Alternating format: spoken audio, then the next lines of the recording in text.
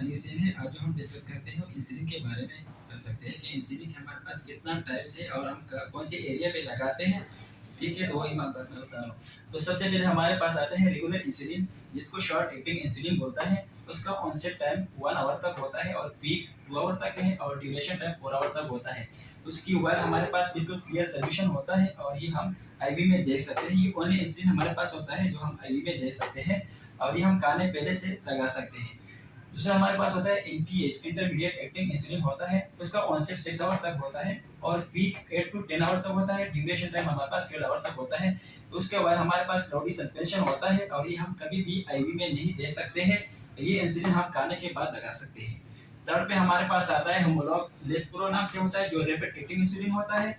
ये onset 15 minutes का होता है और पीक 30 मिनट्स का होता है। ड्यूरेशन टाइम हमारे पास 3 आवर तक होता है और ये हम खाने के साथ ही दे सकते हैं क्योंकि इसका ड्यूरेशन में कम होता है, तो हम खाने के साथ ही दे सकते हैं। फोर पे हमारे पास आता है लेंटास लेगिन नाम से भी होता है और लॉन्ग एक्टिंग होता है। ये हम ये स्लोली एब्जॉर्ब होता है बॉडी में और इसका कोई एसेंशियल पीक वैल्यू नहीं होता है। ये लो रिस्क ऑफ हाइपोग्लाइसीमिया होता है और ये पेशेंट की सेफ्टी के लिए होता है। ये बेड टाइम पे लगा सकते हैं।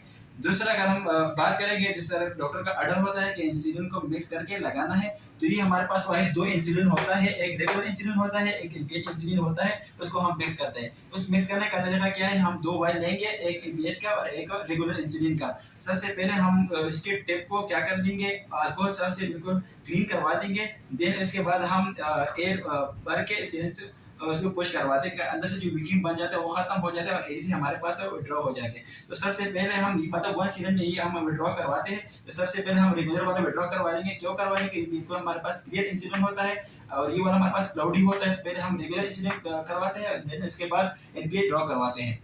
फिर उसके बाद अगर हम इंसुलिन की एक्सपायरी की बात करवा देंगे, जब हमारे पास इंसुलिन का वायल होता है, जिस डे से हमने ओपन करवाया है, तो वो डेट हम मेंशन करते हैं कि इस वाला डेट को हमने ये ओपन करवाया और उसके 30 दिन बाद वो इंसुलिन क्या होता है, एक्सपायरी होता है। तो ये हमें मेंशन करना बहुत ज़रूरी होता है। और जब पेशेंट को हम डिस्चार्ज करवाते हैं तो हम उसको टीचिंग में ये बताना ज़रूरी होता है कि इस मतलब इस डेट से हमने ये स्टार्ट किया और इस डेट पर उसकी एक्सपायरी डेट है और उसको रूम एयर पे नहीं रखवाना, उसको फ्रिज में रिप्लेस करना ज़रूरी होता है। यानी आज हमारा टॉपिक था इंसुलिन का।